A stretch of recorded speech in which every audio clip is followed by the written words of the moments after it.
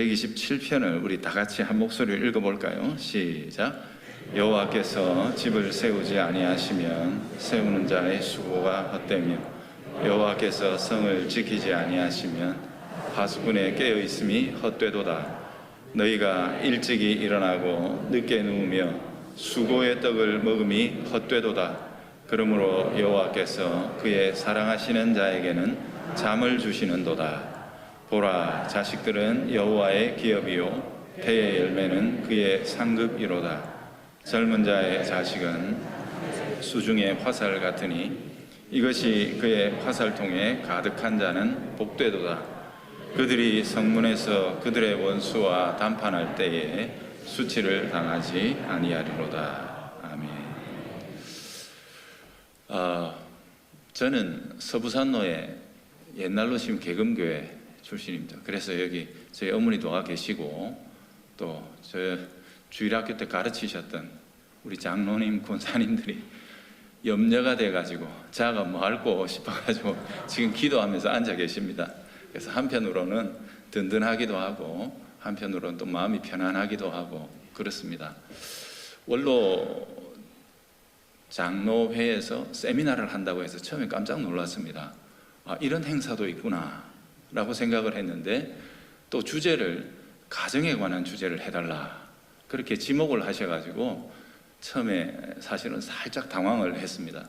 그러나 기도하면서 그 중심을 하나씩 둘씩 헤아리다가 오늘 세미나 전에 장로님 간절하게 기도하신 그 마음이 제게도 느껴졌습니다. 우리 장로님들께서 아마 이 시대의 위기를 정확하게 지금 발견하고 계신다. 또 이 시대가 지금 어디에서부터 가장 근본적으로 허물어지고 있다는 사실을 잘 간파하고 계시는구나 이런 생각들을 하게 됐습니다. 보통 이런 주제는 청년들이나 혹은 아주 젊은 기관들에서 이야기를 해달라고 하거든요. 자신들의 당면 과제니까. 그렇지만 오늘 여기에 계신 이미 가정을 잘 세우셨고 또 가정을 세우는 대를 그 다음 자녀들에게 물려주신 우리 어른들께서도 오늘 여기에서 이 강의를 들으시는 이유는 다른 게 아니라 기도하시기 위함입니다. 아까 우리 장로님 우리는 손에도 다리에도 힘이 없습니다 라고 했는데 기도하시면 됩니다. 기도가 가장 중요합니다. 영어에 보면 굉장히 유명한 속담이 있는데요. When we walk, we walk. When we pray, He works 라는 아주 유명한 속담이 있습니다. 우리가 기도하면, 우리가 일하면 우리만 일을 하는 것이지만 우리가 기도하면 그렇습니다. 그분이 일하십니다. 그래서 우리 부모님들의 기도가 자녀들의 인생에 가장 든든한 조력이요 힘입니다. 제가 이것은 정말 뼈저리게 체험하고 있는 일이거든요.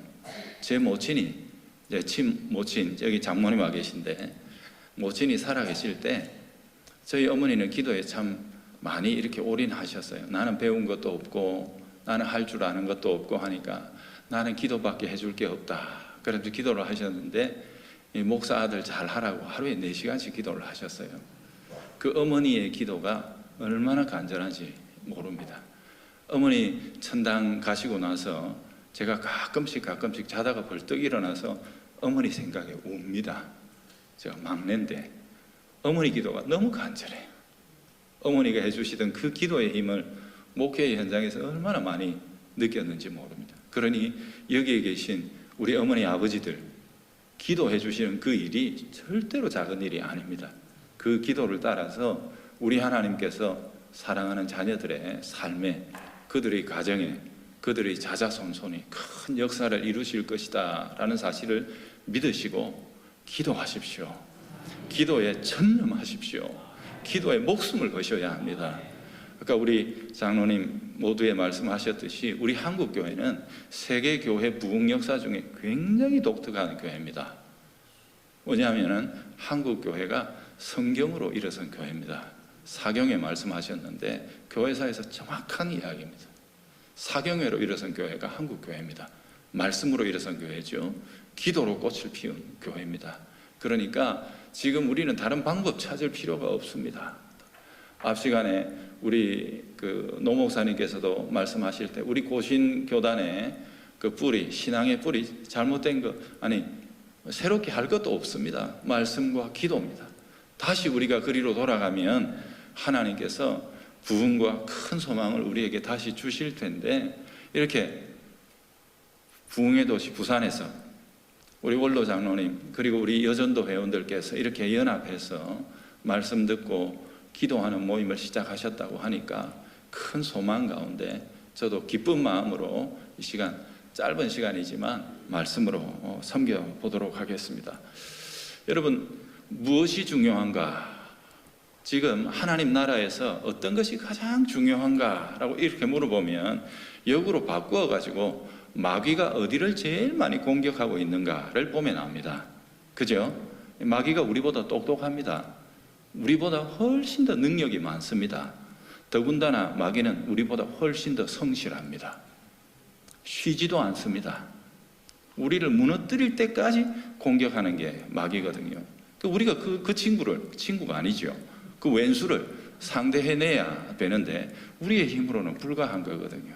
그래서 잘 지켜보시고 하나님의 말씀 속에서 그 왼수를 상대할 수 있는 길을 찾아야 하는데, 마귀는 지금 가정을 공격하고 있습니다. 우리 시대에 어떻게 하다가 한국 사회에 이런 동성애라는 이슈라든지 이런 것들이 이렇게, 그죠?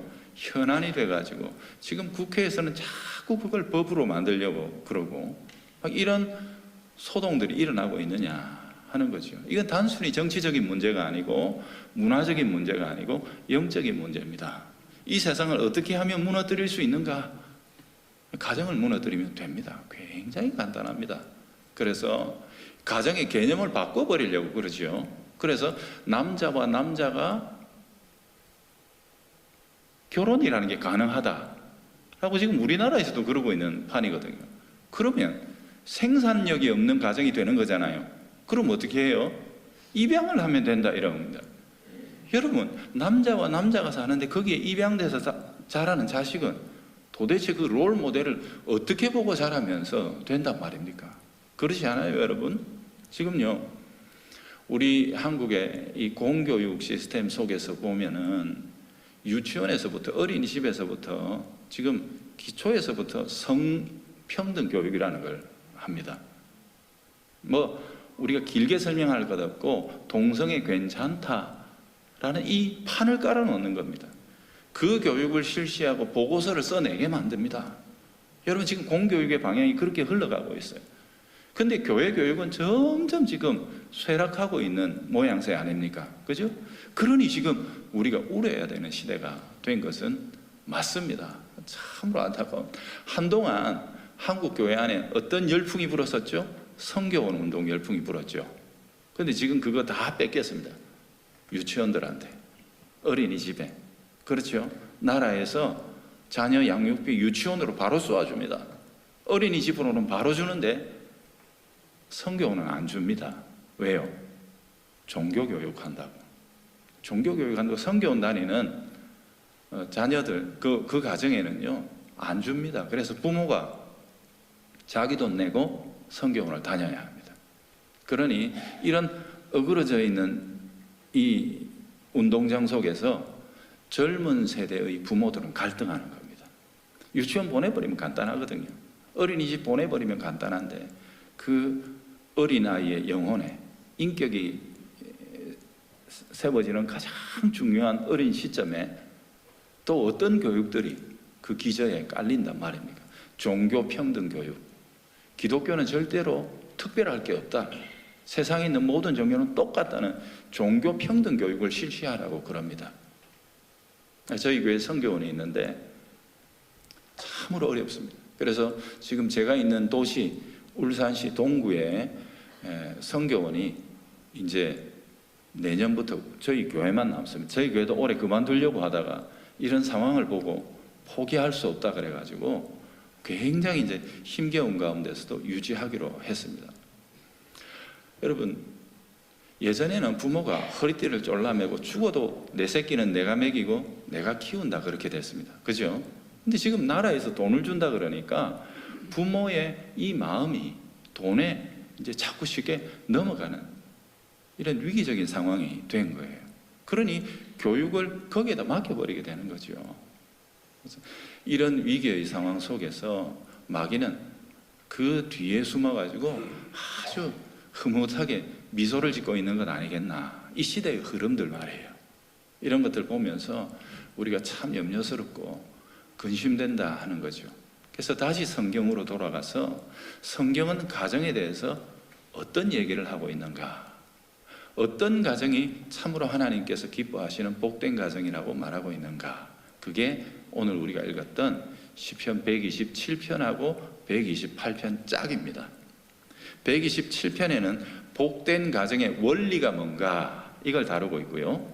그 다음에 그러면 그 원리에 따라 살아가는 복된 가정의 실제는 뭔가, 그게 128편입니다. 128편은 아까 목사님께서 대충 말씀을 해주셨으니까 127편을 보시면 우리가 오늘 제가 여기서 조금 풀어드리려고 하는 겁니다. 127편은 여러 단계로 나눌 수 있지만 1절, 2절을 한 묶음으로 보고 그 다음에 3절, 4절, 5절을 한 묶음으로 보시면 되는데 1절, 2절이 여호와께서라는 말로 시작하고 3절도 한글 성경에는 보라 자식들은 이렇게 나오죠. 그런데 원 성경에는 여호와라는 말이 먼저 나오는데 힘내 다음에 여호와라는 말이 먼저 나오죠. 즉 하나님이 하신다라고 이렇게 구분이 딱 될 수 있도록 표시가 되어 있거든요. 그래서 127편이 우리에게 들려주고 있는 바 복된 가정의 원리 첫 번째가 뭐냐 하면 1절에 보면 여호와께서 세우신다 하는 겁니다. 여호와께서 하시는 겁니다. 우리 일이 아닙니다.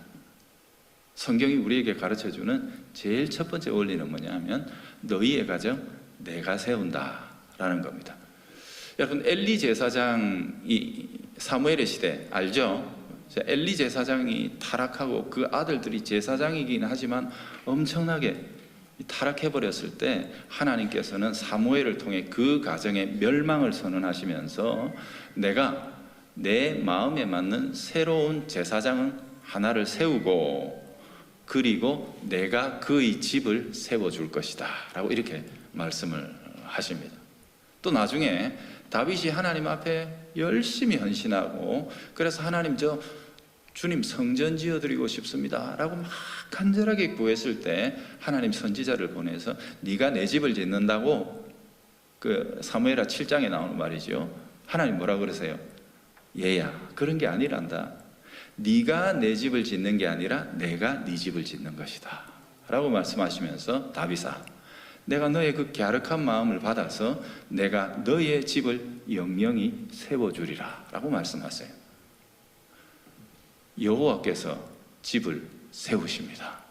하나님이 우리의 집을 세우신다는 사실을 여러분 꼭 기억하셔야 합니다. 그래서 여기에 보면 재미있는 것은 헛되다라는 삼중선언이 나오죠. 여기 보면 여호와께서 집을 세우지 아니하시면 세우는 자의 수고가 헛되며 여호와께서 성을 지키지 아니하시면 파수꾼의 깨어있음이 허사로다. 이것도 헛되도답니다. 너희가 일찍 일어나고 늦게 누우며 수고의 떡을 먹음이 헛되도다. 헛되고 헛되며 헛되고 헛되니 모든 것이 헛되도다. 이게 삼중적인 헛됨의 이 탄식이 여기 시편 127편 말고 다른 데 또 한 군데 나오는 데가 있죠.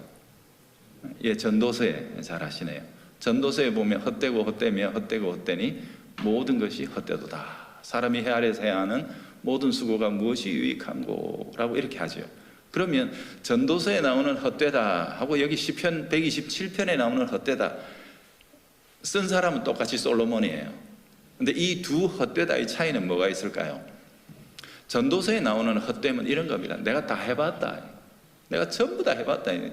솔로몬 안 해본 거 없죠, 솔직하게. 그죠? 그래서 뭐 부귀, 향락 모든 걸 다 누려봤습니다. 아내도 뭐 수백 명이었고 첩까지 합치면 거의 뭐 1000명 가까운 뭐 이 땅에서 뭐 해볼 거 다 해본 사람인데 그 끝에 뭡니까?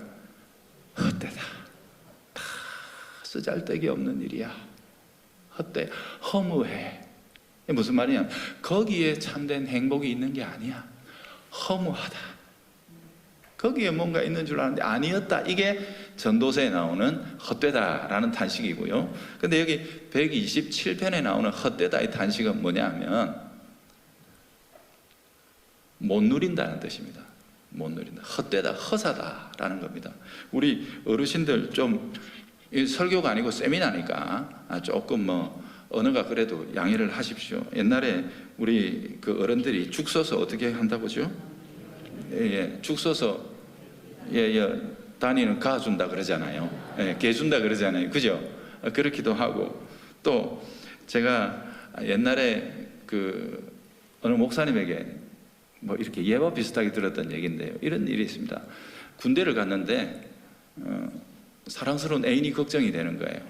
그래서 이분이 이제 군대를 가가지고 애인의 마음이 변할까 싶어가지고 매일 편지를 쓴 겁니다. 매일 편지로 너 없이는 못 산다. 너는 하늘의 태양 같고 어쩌고 저쩌고. 다 아시죠? 옛날에 편지 쓰던 세대시니까. 그렇게 편지를 매일 써서 보냈어요. 그러면 그 편지를 읽고 감동을 받아서 자기를 끝까지 사랑하고 기억해 주리라고 믿고, 그죠? 그래서 열심히 써가지고 편지를 보냈는데 애인이 변심을 했습니다. 왜죠? 편지를 써가지고 보냈더니 자기를 생각한 게 아니고 맨날 그 편지 전달해주는 우체부하고 눈이 맞아버린 거예요. 우편 배달과. 이게 시편 127편이 말하는 헛되답니다. 네가 애를 썼는데 그 덕은 남이 본다, 이런 뜻입니다. 그게 127편에 나와 있는 헛되다라는 말의 뜻입니다. 여호와께서 성을 지켜주시지 않는데 네가 열심히 지키냐? 헛되다. 네가 그 성을 지켜내지 못한다라는 뜻입니다. 즉 여호와께서 지켜주시지 않는데 네가 집을 세운다고 집을 막 이렇게 아름답게 짓고 건설을 했느냐? 너 거기 못 산다, 이런 뜻입니다. 못 살아보는 거예요. 자기는 기껏 지어놓고. 그래서 2절로 넘어가니까 뭐라고 그럽니까? 열심히 안 살아서 그런 게 아니라고 그렇게 나오죠. 여기 보면 너희가 일찍이 일어나고 늦게 누우며 수고의 떡을 먹는 것이 헛되도다. 이렇게 일찍 일어났습니다. 늦게 잡니다.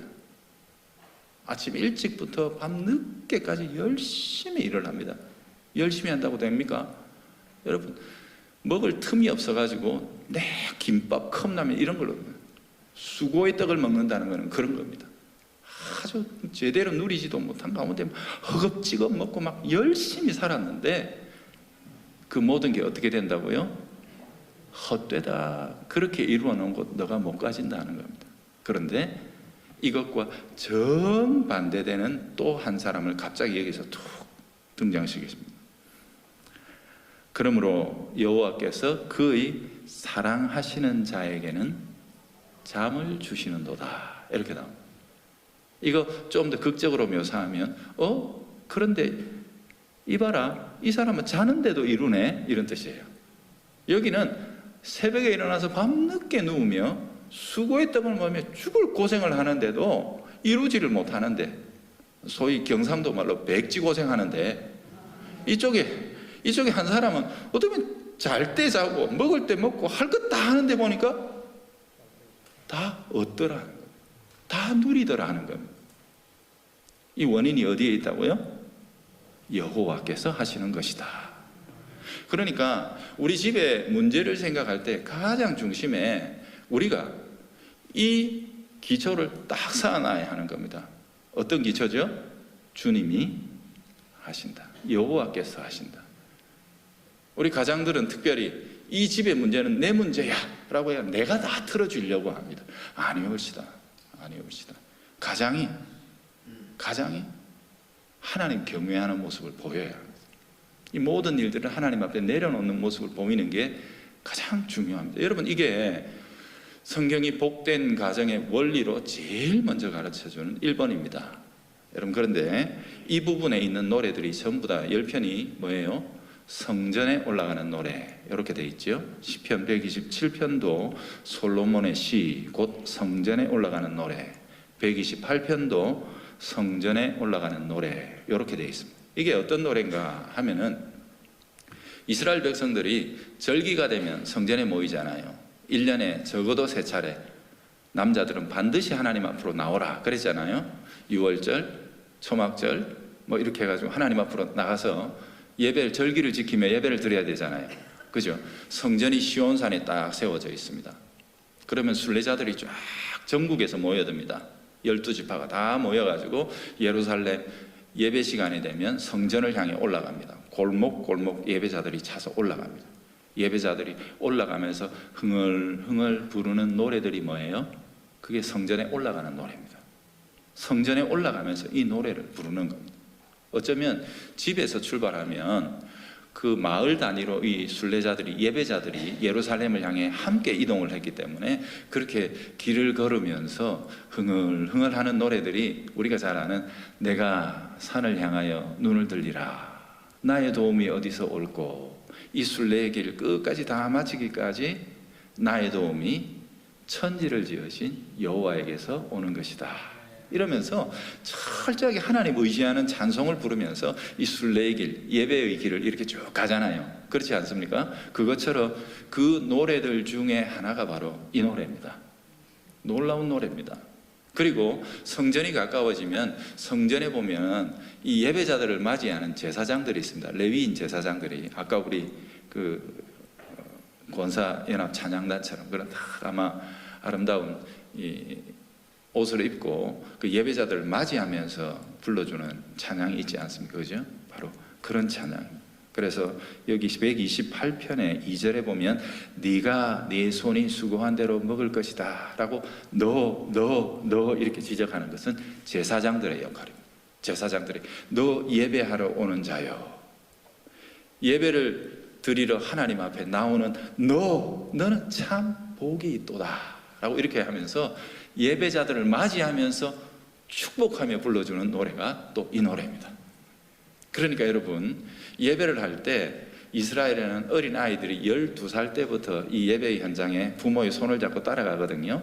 그래서 예수님께서도 12살 때 성전 올라가신 이야기가 누가복음에 보면 나오지 않습니까? 그죠? 그처럼 아이가 쫄래쫄래한데 아버지, 엄마, 그다음 동네 막 함께 막 친척들, 어른들이 순례길을 걸으면서 계속해서 노래를 부릅니다. 요즘처럼 휴대폰도 없고 그 다음에 종이가 많아가지고 막 이렇게 수첩도 남겨줄 수 없는 때에 전부 신앙의 전수를 위해서 제일 좋았던 방법이 노래를 부르는 거였거든요. 이 시편의 노래들이 주로 그런 건데 성전에 갈 때마다 이 10편의 노래를 계속 부르면서 자녀들에게 이 성전에 올라가는 노래들을 가르칩니다. 그러면서 예배당에 올라갈 때 이제 이 노래를 부르며 올라가고, 이 노래를 부르며 올라가는데 어느 순간 제사장들이 나타나 그들을 환영하면서 이렇게 손을 벌려서 축복하면서 그들의 길에 찬양을 불러주는 겁니다. 예배자들을 이렇게 찬양하면서 맞이하는 거죠. 근데 찬양하면서 맞이하는데 그 제사장들이 뭐라 그래요? 보라, 네 자식이 여호와의 기업이다 라고 하면서, 그러니까 처음에 얼떨결에 12살 때 처음 기억이라고 생각해 보세요.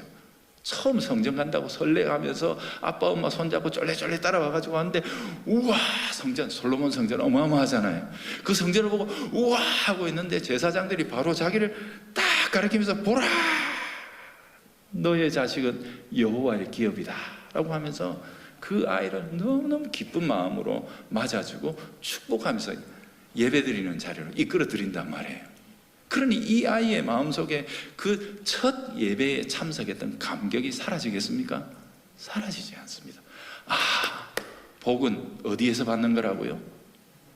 하나님 앞에서 받는 거다. 그게 아까 우리 목사님께서도 말씀하셨는데 128편 5절에 보면 여호와께서 복을 어디에서 주신다고요? 시온에서 내게 복을 주시는, 시온이 성전이거든요. 그러니 이 아이가 처음 올라가는데 예배드리러 처음 올라가는 자리에서 제사장들이 나와가지고 무더기로 나와가지고 보라, 너는 여호와의 기업이요 너는 여호와의 상급이로다 하면서 예배하는 이 어린아이를 맞아주는 이 모습은 평생에 잊지 못하는 겁니다. 평생에 잊지 못하면서 이 아이의 머릿속에 각인되는 것은 뭡니까? 복은 시온에서 받는 것이다. 복은 하나님 앞에서 예배하면서 받는 것이다. 복은 교회에서 받는 것이다. 이 사실을 어릴 때부터 가르치는 겁니다. 평생에 잊혀지지 않는 겁니다.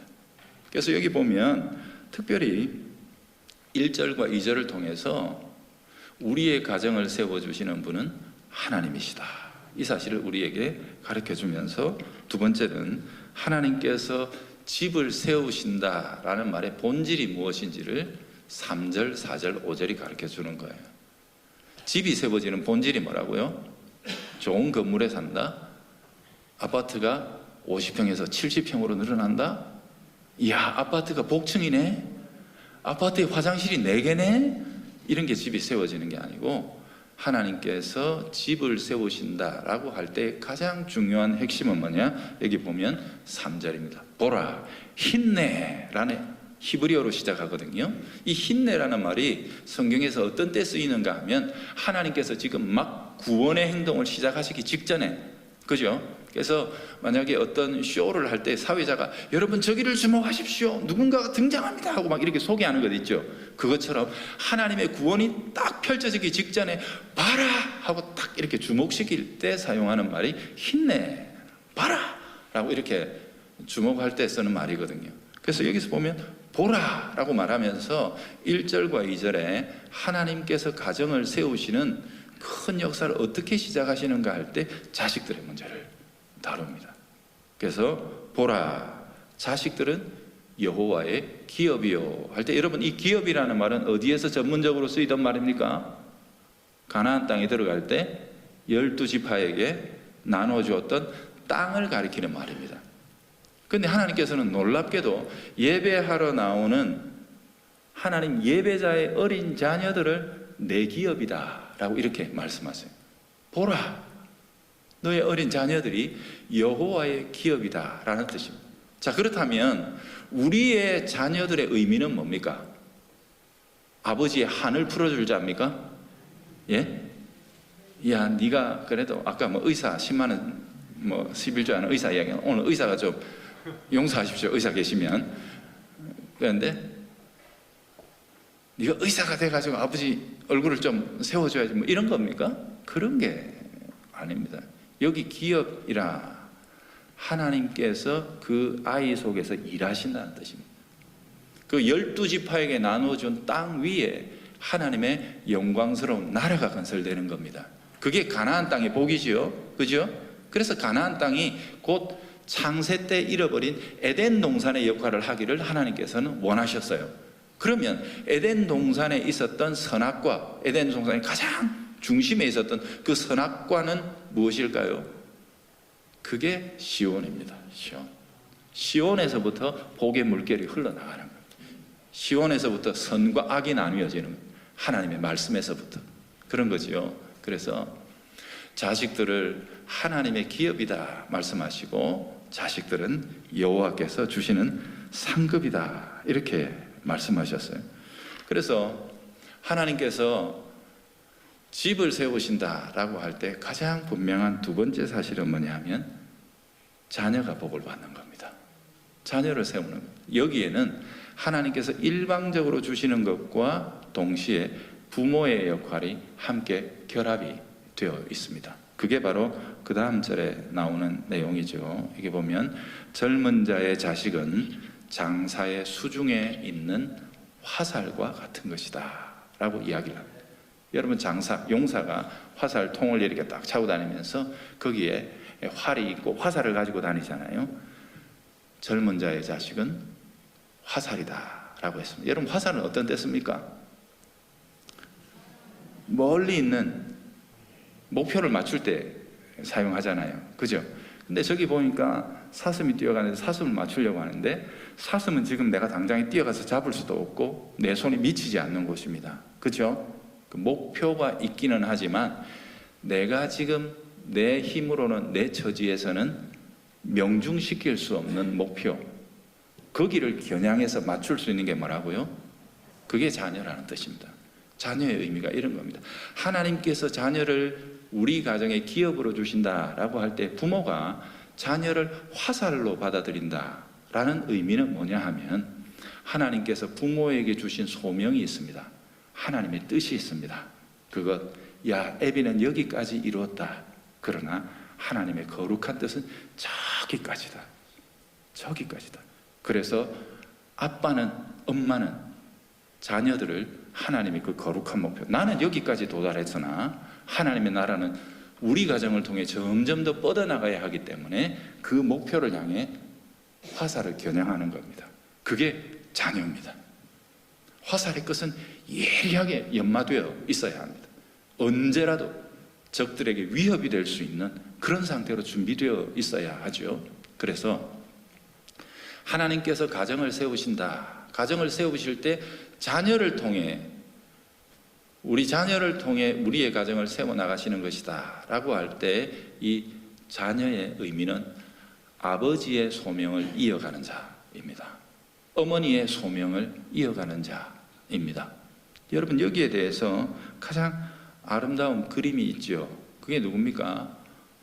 역시 다윗이라고 보면 됩니다. 제가 열왕기상 3장을 한 군데 찾아서 읽어드리겠습니다. 열왕기상 3장에 보시면 솔로몬이 왕이 되고 나니까 근심이 생겼습니다. 우리 아버지는 그래도 잘했는데 나는 이제 이 나라를 어찌할꼬. 사실은 솔로몬보다 서열이 높은 형들도 많았고, 그죠? 그 다음에 솔로몬은 또 출신이 뭡니까? 그 신하 우리아의 아내의 아들 아닙니까? 그러니 이 신분에 있어서도 굉장히 딜레마가 있단 말이거든요. 그러니까 사방에서 누르는 적들이 많고 그랬을 겁니다. 그런데 놀랍게 솔로몬은 이 딜레마를 어떻게 해결합니까? 어디로 가지고 가죠? 예배의 자리로 가지고 갑니다. 그래서 그 유명한 1000번제를 드리지 않습니까? 하나님 앞에 간절하게 1000번제를 드리며 하나님의 도움을 구하고 찾습니다. 그때 하나님이 꿈에 나타나서 얘야, 너 참 어여쁘다. 어여쁘다. 내가 너한테 뭘 줄까? 너 그 마음으로 왕직을 시작하려고 하니 내가 참 마음이 어여쁘다. 너 원하는 거 구해봐라. 내가 다 줄구만. 그랬더니 솔로몬이 뭘 구했죠? 예, 지혜를. 여기 지혜는 듣는 마음입니다. 듣는 귀입니다. 귀. 듣는 귀가 왜 중요합니까? 재판하기 위해서 중요합니다. 이것은 다윗에게서 솔로몬에게로 이 이스라엘이라는 나라가 어떤 나라인지가 정확하게 전수되었다는 사실을 우리에게 보여줍니다. 여러분, 원래 이스라엘의 왕의 사명은 두 가지입니다. 첫 번째는 원수들이나 적들이 올 때 전쟁하는 역할입니다. 왕이 앞장서서 나가서 이스라엘 자기 백성의 원수를 물리치는 일입니다. 그게 왕의 역할입니다. 근데 이 역할을 누가 잘했죠? 다윗이 엄청나게 잘했습니다. 다윗이 전쟁을 잘할 수밖에 없었던 이유는 뭡니까? 다윗의 작전에 있는데 다윗의 작전은 오직 하나입니다. 뭡니까? 네, 하나님 데리고 하나님 모시고 가는, 하나님 갈까요 말까요? 여기 다윗의 작전, 유일한 작전이거든요. 하나님 같이 가실랍니까 안 가실랍니까? 하나님이 간다 그러면 나도 가고, 하나님보다 한 걸음 뒤. 이게 다윗의 전쟁의 작전입니다. 여기는 산이니까, 여기는 바다니까, 여기는 강이니까, 골짜기니까 없습니다. 다윗의 작전은 오직 하나입니다. 여호와여 가시겠나이까? 하나님이 앞서 가시겠나이까? 다윗은 그 전쟁을 너무너무 훌륭하게 수행했고, 다윗의 평생의 전쟁에서 이스라엘 주변에 있는 모든 열국들을 복종시키면서 다 평정을 했습니다. 전쟁하는 역할을 완수했습니다. 그러면 이제 이스라엘의 임금의 역할 두 번째가 남아 있습니다. 그렇게 샬롬, 평강이 찾아온 나라 안에 공의의 재판을 하는 일입니다. 의로운 재판을 하는 일입니다. 그래서 다윗이 이 일도 비교적 잘 해냈겠지만 이제 나라가 커졌고, 이 큰 나라에서 솔로몬이 자기에게 넘겨진 소명이 뭔지를 분명하게 알았던 거예요. 내가 뭘 해야 하는지를 솔로몬은 정확하게 알았던 거예요. 우리 아버지는 전쟁에서 평화를 가져왔다면 나는 이 평화로운 땅에 무엇을? 하나님께서 친히 다스리시는 것과 같은 재판을 하는 왕이 되어야 된다라는 부담이 있었던 거예요. 그래서 하나님 앞에 간절하게 기도하고, 하나님이 와가지고 뭐 줄까라고 했을 때 그의 입에서 툭 튀어나온 말이 뭐예요? 재판 잘하고 싶습니다. 사람에게서 말을 들으면 그 말의 옳고 그름을 정확하게 간파하는 귀를 주십시오 라고 기도했어요. 그 기도를 드릴 때 솔로몬이 했던 워딩을 제가 읽어 드릴 테니까 한번 잘 들어보십시오. 솔로몬이 이르되, 제가 위에서부터 읽을게요. 밤에 여호와께서 솔로몬의 꿈에 나타나시니라. 하나님이 이르시되 내가 내게 무엇을 줄고 너는 구하라. 솔로몬이 이르되, 잘 들으십시오. 주의 종 내 아버지 다윗이. 이렇게 나옵니다. 다윗이라는 한 인물은 중간에 있습니다. 다윗은 주님의 종이었고 내게는 아버지였다라는 겁니다. 다윗이라는 인물을 정확하게, 내게는 아버지 노릇을 하셨지만 당신께는 종으로 항상 사셨던 그분이 다윗이 성실과 공의와 정직한 마음으로, 마음의 태도죠. 그죠? 이게 시편 128편 1절에 노래하는 여호와를 경외하며의 내용이 요겁니다. 그 중심에, 마음에 하나님을 경외하고 사랑하는 마음으로. 내 아버지가 그랬습니다. 성실과 공의와 정직한 마음으로 주 앞에서 주님과 함께 행하여, before God, with God, 하나님과 함께, 그리고 항상 하나님의 눈 앞에서, 코람데오, 우리 고신정신 아닙니까? 우리 아버지가 그렇게 살았습니다. 성실과 공의와 정직한 마음으로 하나님 앞에서 하나님과 함께 그렇게 행하더니 하나님께서 항상 그에게 큰 은혜를 주셨다. 이렇게 나옵니다. 하나님께서 큰 은혜를 주셔서 그 다음 자기 이야기, 이제 자기 이야기가 나옵니다. 하나님이 우리 아버지한테 은혜를 많이 주시더니 그 은혜의 절정이 뭐냐? 그 뒤를 이어 나를 왕으로 세워주신 일입니다. 이렇게. 우리 아버지가 감당했던 그 훌륭한 왕직, 하나님의 종으로서 백성들을 섬겼던 그 왕의 직무를 대신할 아들, 자기 자신 아닙니까? 그 아들을 여기 이렇게 세워주셨습니다. 그런데 주님 보십시오. 저는 어립니다. 저는 부족합니다. 내가 어찌 이 일을 행할 수 있겠습니까? 그러니 저에게 듣는 마음, 지혜로운 마음을 주십시오 라고 기도한 것입니다. 너무도 정확하죠. 우리 아버지는 뭘 했고 우리 아버지가 남겨놓은 일은 뭐다라는 사실을 솔로몬이 정확하게 한 거예요. 여러분, 이게 하나님께서 가정을 세우시는 과정입니다. 우리가 우리의 자녀들에게 무엇을 물려줄 것인가? 무엇을 물려줄 것인가? 이거 정해야 합니다. 오늘날 한국교회, 지금 저는 서울 그 8학군 강남에서 약 7년 정도 부목사로 생활하면서 그것의 특성을 많이 봤습니다. 자녀 문제만큼은 신앙에 이빨도 안 들어갑니다. 여러분, 그 유명한 옥하는 목사님이 말년에 고백하신 내용이 있습니다. 우리 교인들, 제가 죽으라고 하면 죽는 신용도 합니다. 제가 돈이 필요하다고 하면 묻지도 않고 몇 억이라도 제게 목사님 하나님 나라 쓰시라고 갖다 주실 분이 있습니다. 그런데 제가 그 집에 자녀 얘기하면 얼굴을 싹 바꿉니다. 자녀 얘기 안 듣는 거예요. 왜?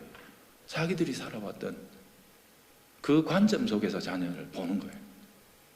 여러분, 이거는 신앙을 물려주는 것이 아니라 그 직업을 물려주고 싶어 합니다. 자기가 가지고 있는 사회적 포지션을 물려주고 싶어 합니다. 자기가 가지고 있는 부를 대물림하는 것이 부모의 역할이라고 잘못 생각하고 있습니다. 여러분, 이것은 우리가 정말 새롭게 깨워야 합니다. 자녀는 딴 게 아닙니다. 하나님이 우리의 자녀들 우리에게 활로 주십니다.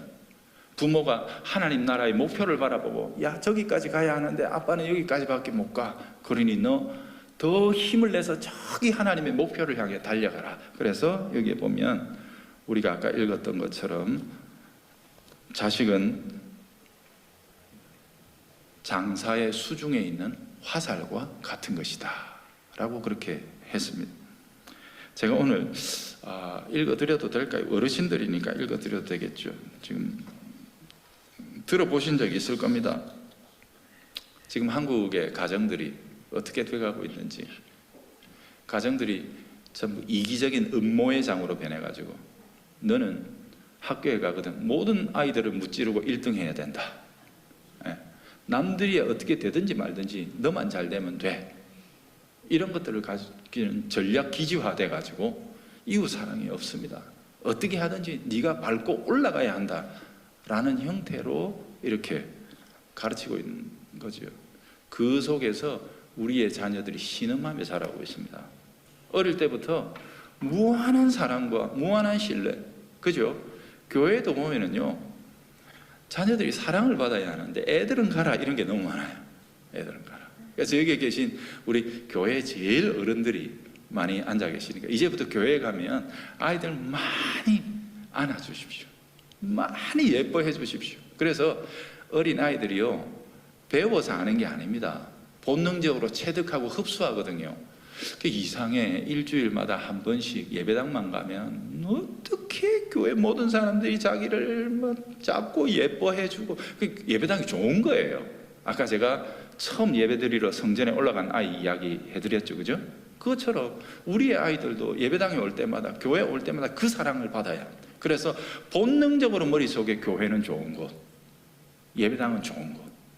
그래서 저는 한 번씩 그 낮 예배 나오는 아이들이 있어요. 저희 그 유치부, 초등부 이런 아이들이 앉아서 예배를 곧잘 드립니다. 아멘 합니다. 아이들이 십계명 같은 거를 낭독하며 얼마나 예쁜지 몰라요. 그래서 제가 한 번씩 서프라이즈로 빵을 사가지고 줍니다. 예배 마치고 얘들아 와서 받아가라 그러면 애들이 왁 뛰어나와요. 예배 마치고 광고 시간에. 그러면 빵 나눠주고 애들을 붙들고 기도해주고 그러거든요. 그러니 우리 교회 가면 유치부 애들이 저를 얼마나 좋아하는지 모릅니다. 여러분, 저는 제 목회가 어떻게 될지는 모르지만 적어도 이 면에서는 성공합니다. 유치부 아이들이 목사를 사랑한다는 거. 목사는 좋은 사람이다. 목사는 좋은 사람. 제가 서울에 있을 때 고등부 아이가 엘리베이터를 타면서 제가 뒤에 있는 거 모르면 야, 목사 새끼 설교 잘하디? 이 얘기를 듣고 제가 굉장히 충격을 받았거든요. 근본적인 사랑과 존경심이 없는 것 때문에 너무너무 상처를 받은 적이 있었는데 지금 우리에게 너무너무 뭐 한 2달에 한 번씩 빵만 사주면 됩니다. 그러니까 아이들이 와가지고 교회에서 만나면 저하고 하이파이브 하자고. 물론 저도 먼저 손을 들지만 걔가 흰머리 목사님 하면서 뛰어옵니다. 아이들이. 여러분, 그 아이는 목사가 좋고 교회가 좋은 것을 어릴 때부터 체득을 합니다. 우리 교우들에게 부탁합니다. 아이들 때문에 예배 시간 시끄럽다 하지 말고 자리를 옮기세요. 어른이 자리에 옮기세요. 그랬더니 젊은 부모들이 기가 살아가지고 너무너무 교회 생활에서 좀 해보려고 막 꿈틀대는 모습들을 보입니다. 별것도 아닌데요. 그런 거죠. 이거는 너무 우울하고 슬픈 시입니다. 동시라고 어느 시집에 발표됐던 건데 제가 한번 여쭤보고 읽어드릴게요. 학원 가기 싫은 날이라는 시 들어보신 적 있습니까? 한 번도 못 들어봤습니까? 이 아이가 얼마나 엄마에게 학원 가라는 말에 짓눌리고 고통을 당했는지 이런 시를 썼어요. 그냥 듣고 하면 우리 시대가 지금 이 모양이 됐다는 거 한번 마음속으로 탄식하면서 한번 들어보세요. 학원에 가고 싶지 않을 땐 이렇게 엄마를 씹어 먹어, 삶아 먹고 구워 먹어, 눈가를 파먹어, 이빨을 다 뽑아버려, 머리채를 쥐어 뜯어 살코기로 만들어 떠먹어, 눈물을 흘리면 핥아먹어, 심장은 맨 마지막에 먹어, 가장 고통스럽게. 이거 13살짜리 아이가 쓴 동시입니다. 이걸 갖다가 시라고 편집을 해가지고 책으로 만들어 놨어요. 정신없는 세대지요. 정신없는 세대지요. 여러분, 이 속에서 이 아이의 이 잔혹함, 이걸 보는 게 아니고 우리의 아이들이 지금 가정에서 어떤 압박을 받고 있는지를 생각하십시오. 가정은 무한한 사랑이 공급되어야 할 곳입니다. 거기에는 일체 이 아이의 성과가 그 아이가 사랑받는 조건이 되면 안 됩니다. 무조건적인 사랑을 경험하는 것이 가정이 돼야 하는데 우리는 성적표 들고 오라고요. 성과를 들고. 그 회사에서 하는 거잖아요. 그렇죠? 성적표 들고 오라고. 그거 가지고 두들겨 패고 그러면 아니요. 그렇지 않습니다. 여러분, 그래서 시편 128편과 127편이 짝이라 그랬죠. 그래서 127편에서는 원리를 다룬다 그랬습니다. 첫째, 여호와가 세우시는 것이다. 두 번째, 여호와가 집을 세우신다는 말은 너희들의 자녀들에게 복을 주신다는 뜻이다 라고 해서 여기 보면 127편 4절 5절에 보면 이 자녀들이 그 화살통에 가득한 자는 그 다음 무슨 말이 나옵니까? 복되도다, 이 말이 핵심입니다. 127편과 128편을 이어주는 중간 연결고리가 뭐냐면 복되도다입니다. 이때 이 복되도라는 말의 히브리어 원어는 뭐냐면 아슐레이라는 말입니다. 이게 시편 1편에 나오는 말입니다. 복 있는 사람은 이라고 할 때 우리는 설명하는 말처럼 되어 있지만 원래 이 말은 감탄사입니다. 아이고 아이고 복되다, 아이고 아이고 복스러워라, 이 칭송입니다. 칭송. 아이고 귀하다, 아이고 귀하다, 아이고 복되다. 이게 바로 이 아슐레이라는 말입니다. 쭉 지금까지 하나님께서 가정을 세우시는 원리 두 가지를 이야기해 놓고 이렇게 되는 자는 복되도다 라고 하면서 127편이 마치고 127편에서 128편으로 넘어가면서 똑같은 아슐레이라는 말을 가지고 128편을 봤습니다. 여호와를 경외하며 그의 길을 걷는 자마다 복 아슐레이, 이게 두 개가 딱 연결이 되는 겁니다. 그러면 127편에서 원리를 말해놓고 이 원리를 그대로 이루며 살아가는 한 사람을 127편에서는 초청하는 겁니다. 그 사람은 어떤 사람입니까? 여호와를 경외하며 그분의 길을 걷는 자, 이 사람이 복되도다 라고 이야기를 합니다. 그러니까 127편에 나와 있는 복된 가정을 이루는 원리는 한 사람의 결단과 선택에서부터 시작이 됩니다. 어떤 결단입니까?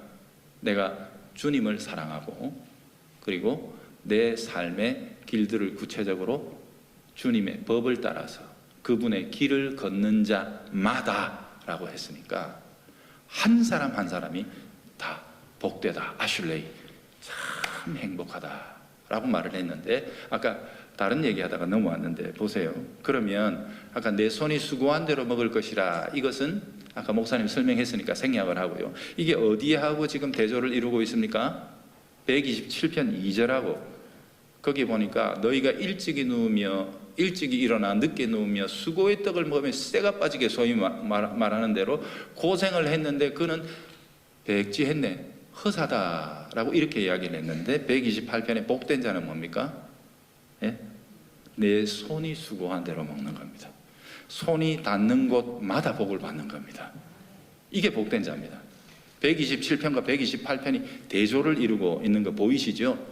여호와 없이, 즉 여호와를 경외하며 그분의 길을 걷는 것 없이 일찍이 일어나 늦게 누우며 수고의 떡을 먹으며 온갖 고생을 다하면서 이루어 보려고 소위 인간의 야망으로, 인간의 욕심으로 얻어보려고 막 발버둥을 쳐도 결국에는 얻는 것이 없으되 128편으로 넘어오면 그 복된 자는 여호와를 경외하며 그분의 길을 걸을 때에 그 손이 닿는 곳마다 얻을 것이다 하는 거예요. 그래서 저는 헌금 기도할 때 그 기도만, 우리 성도들이 손을 펼칠 때 빈손으로 거두어 드리지 않도록 우리 하나님의 손을 함께, 권능의 손을 함께 펼쳐달라는 기도를 참 많이 하는데 주님의 손이 함께 가십니다. 그래서 1절에 복된 자의 가정, 이제 이 128편은 복된 자의 샘플이잖아요. 이 한 사람은 손이 닿는 곳마다 복을 받습니다. 이게 그 신명기 28장에 나오는 축복하고 똑같죠. 그죠? 네 손이 닿는 것만, 네 떡반죽 그릇이 복을 받고 들어가도 복을 받고 나와도 복을 받고, 이 복이 이 복입니다. 여호와의 말씀에 순종하는 자, 하나님의 그 길을 따라 걸어가려고 하는 자. 세상에는 온갖 고액, 과외와 여러 가지 특별한 프로그램 가지고 자녀들 기르려고 하지만 우리는 그것이 아니라 하나님 경외하고 하나님 예배하고 하나님 말씀에 순종하는 삶을 살아가려고 애를 쓰는 부모, 그 밑에서 자라는 자녀, 그 손이 닿는 곳마다 복을 얻습니다. 그 복을 얻는 모습이 두 번째가 뭡니까? 너의 집에 내실에 있는, 안방에 있는 아내는 결실한 포도나무입니다. 아내가 결실한, 부부 생활의 행복을 이야기합니다. 여러분, 가정의 복 이야기가 128편 3절까지입니다. 3절입니다. 3절. 너는 손을 대는 곳마다 하나님이 복을 주실 것이고, 두 번째, 너의 아내는 결실한 포도나무처럼 너의 안방을 굳건하게 지킨다는 겁니다. 이게 어디하고 대조를 이루는가 하면, 여러분 선지서 같은데 혹은 다른 성경에 보면 집이 망하는 과정 속에 보면 뭡니까? 아내가 밖으로 돌아다닌다는 얘기가 나옵니다. 그것과 대조를 이루고 있는 거예요. 은밀한 부부의 그 내실을 견고하게 지키는 거룩하고 순결한 아내의 존재. 그리고 그 아내를 대할 때마다 남편은 결실한 포도나무의 단맛, 기쁨, 싱싱함, 그 아름다움, 그걸 누리게 되는 겁니다. 자녀들은요, 엄마를 대할 때마다 뭐예요?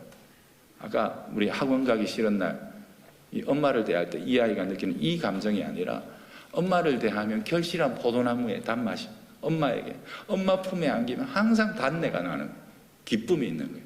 여러분, 이 그림들을 늘 그리면서 우리의 자녀들 혹은 우리의 자부들, 어머니의 상을 그려주셔야 합니다.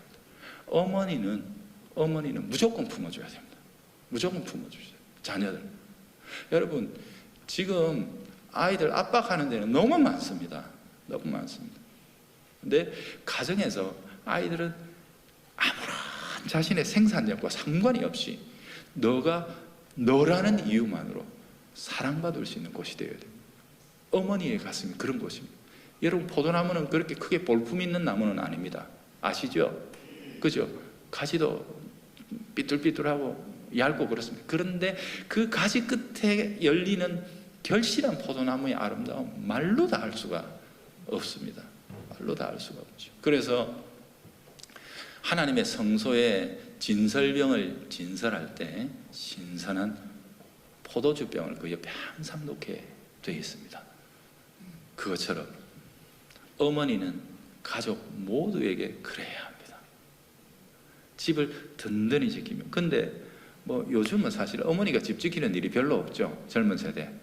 여러분, 그래서 제가 요즘 세대가 이렇게 쭉 흘러가는 것 속에서 그냥 문화적인 현상으로 치부하지 마시고 그냥 영적인 관점에서 조망할 수 있어야 된다고 그러는데, 어머니가 집을 지키지 않으니 어떻게 됩니까? 아이들이 아까 카드 준다 그랬죠. 그죠?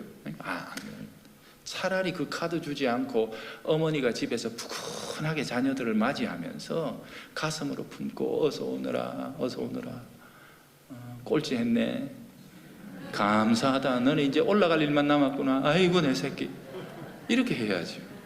59등 했구나, 밑에 한 명이 더 있네, 아이고 기특하다, 기특하다, 너 그 아이 불쌍히 여겨라. 아니요, 제가 그냥 이런 시간이니까 하는 게 아니고 그렇게 여유 있는 엄마가 되어야 돼요. 엄마는 그러셔야 합니다. 모성의 힘이라는 것, 모성의 힘이라는 것이 얼마나 강력한지 모릅니다. 어머니의 가슴, 결실한 포도나무 같은 그 따뜻함과 달콤함과 아름다움, 그게 어떻게 하다가 이 세대와 부대끼면서 억척스러움이 되고, 아이들은 어머니에게서 포도나무의 단맛을 느끼지 못합니다. 남편도 아내에게서 포도나무의 단맛을 느끼지 못합니다. 그러나 하나님께서 복을 주시는 가정에 아내는 이런 모습으로 존재하는 것이다, 이렇게 노래를 했습니다.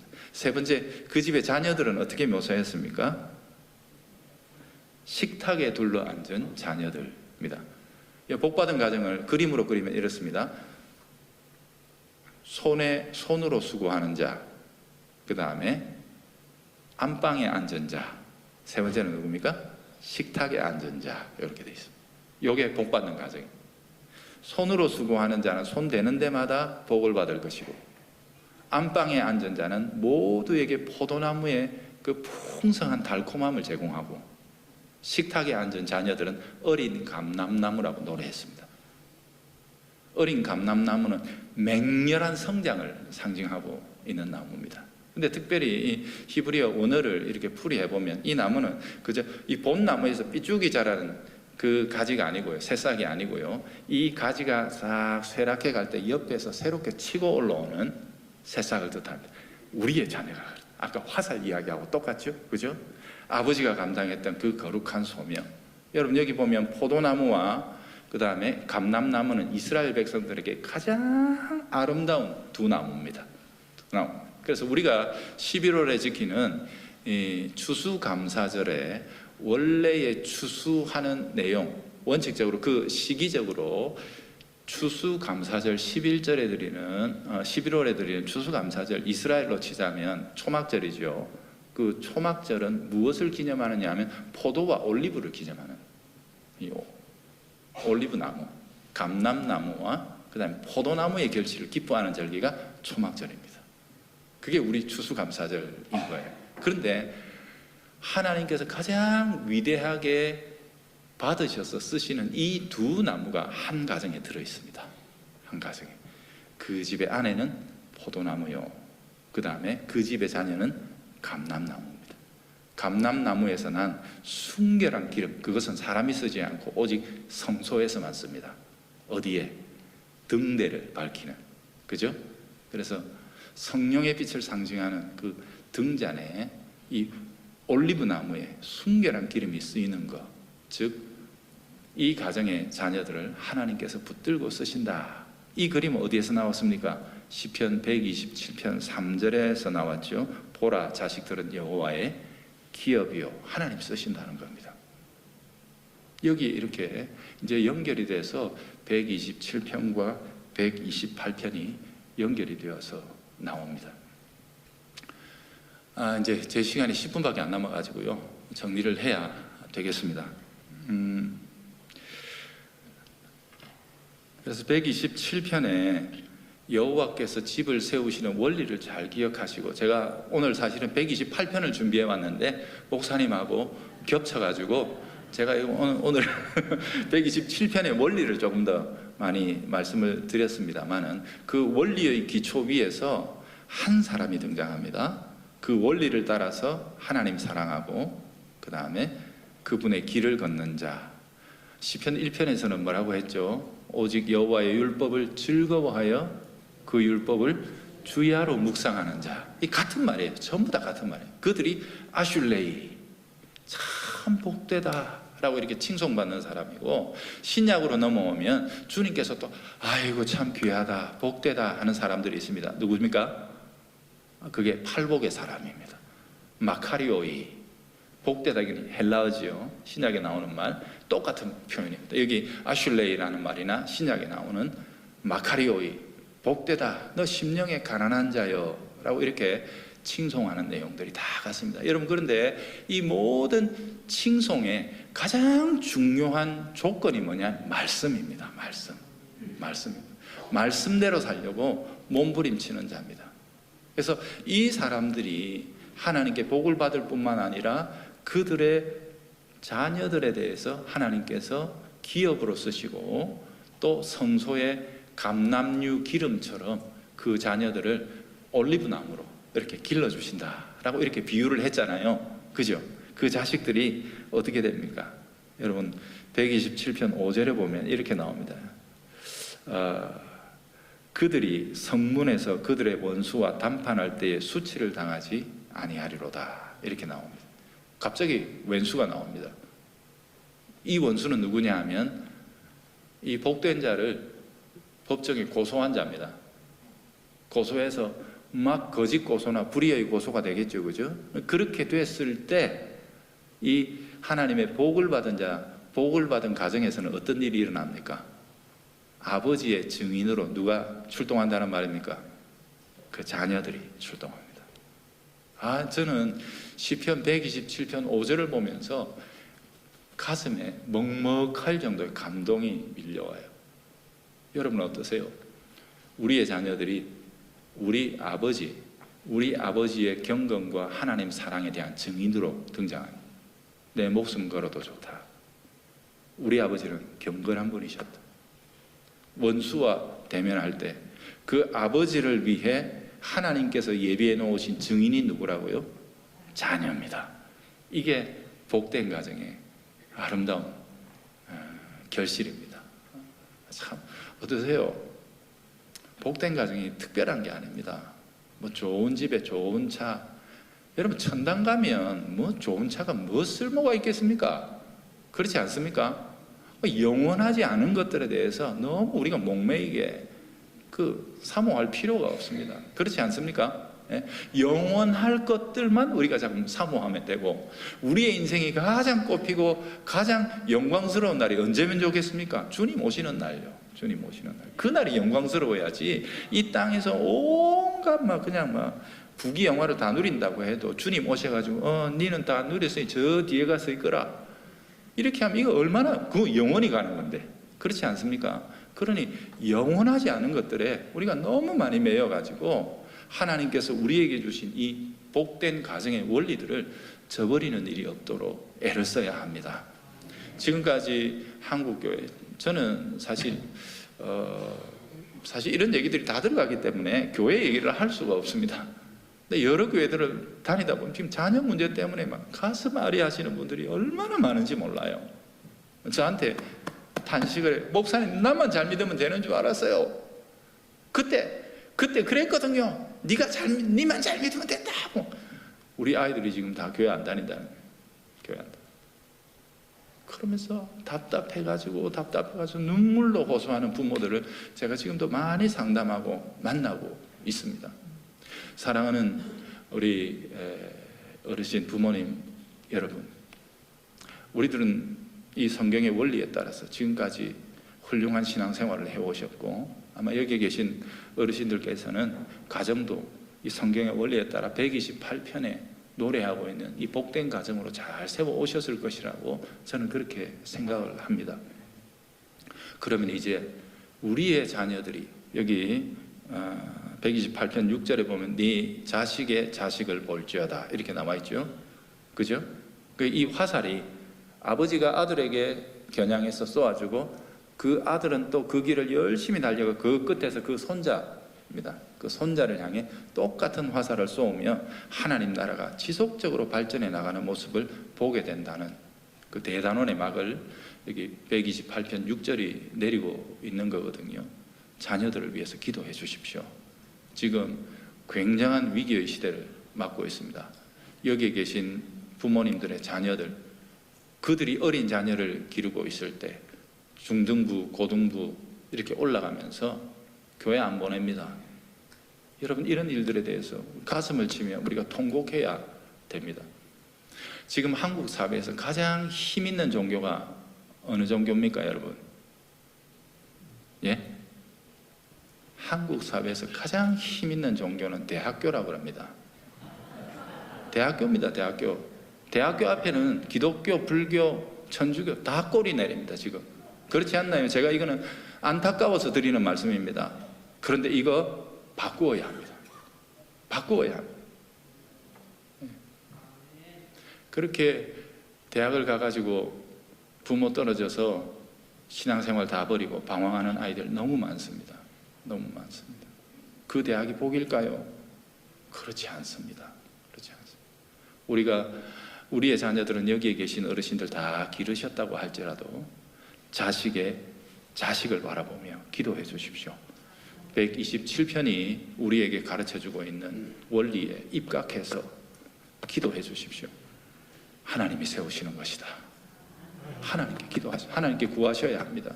간절하게 구하셔야 합니다. 마음을 다해서 구하셔야 합니다. 뼈가 녹아내리는 것처럼 자녀들을 위해서 기도하셔야 합니다.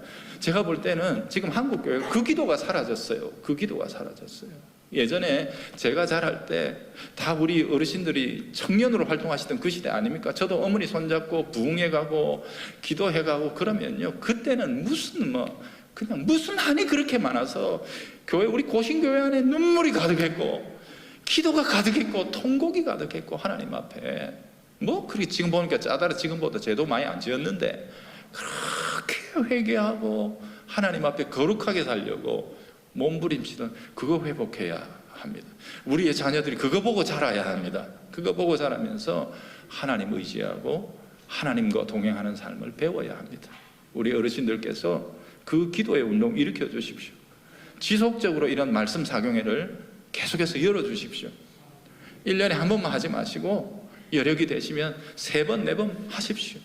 우리 한국교회가 1907년 대부흥이 일어날 때 그때 사경회가 곳곳마다 방방곡곡을 메아리 쳤어요. 부흥회 말고요, 불러불러 하는 거 이거 말고 말고 그게 아니고 사경회, 성경을 철저하게 배우는 것, 성경 말씀이 무엇인지를 배우는 것.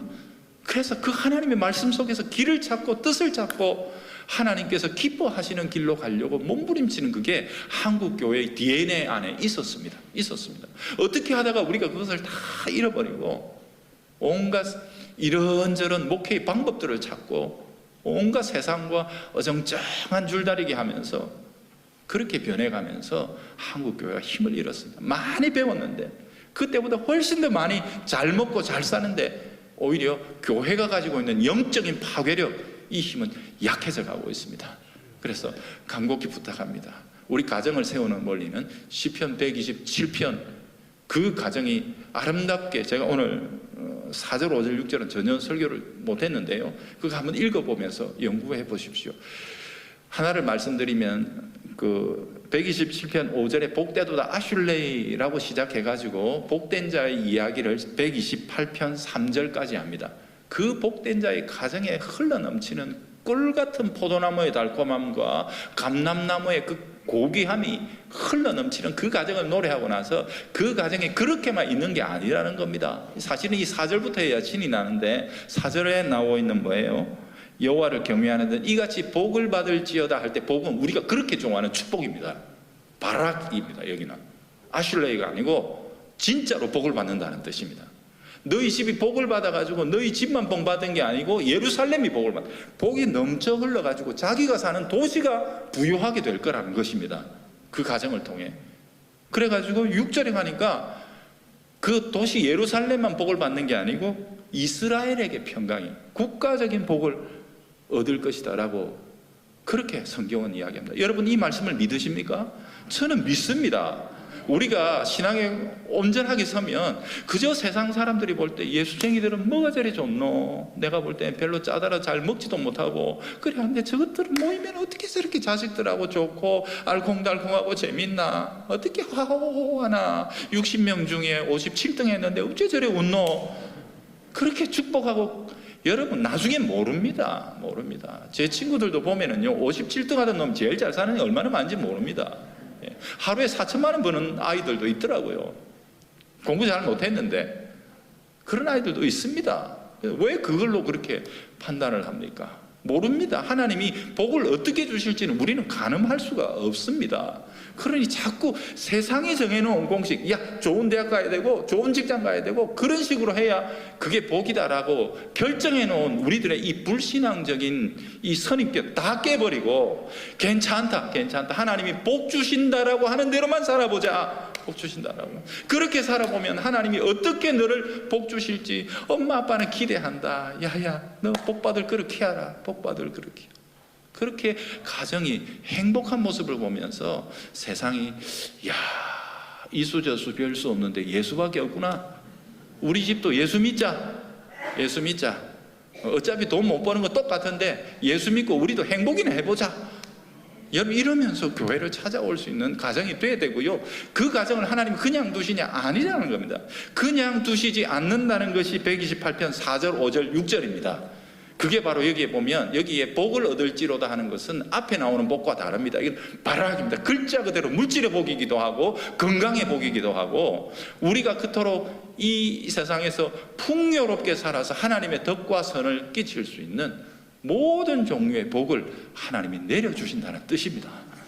그러니 이 하나님 믿고 우리 다시 한번 말씀 운동, 기도 운동, 교회 가운데서 거룩한 가정을 세워나가는 이 운동을 앞장서서 이끌어가 주시는 사랑하는 우리 어르신들이 되기를 주님의 이름으로 축복합니다. 하나님 아버지 감사합니다.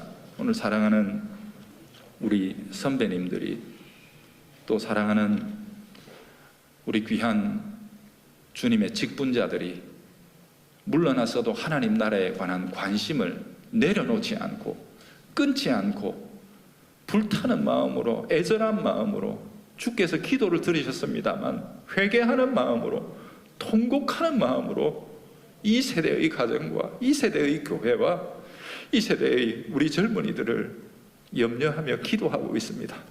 길을 구하고 있습니다. 찾고 있습니다. 은혜로우신 우리 아버지 하나님 보여주시옵소서.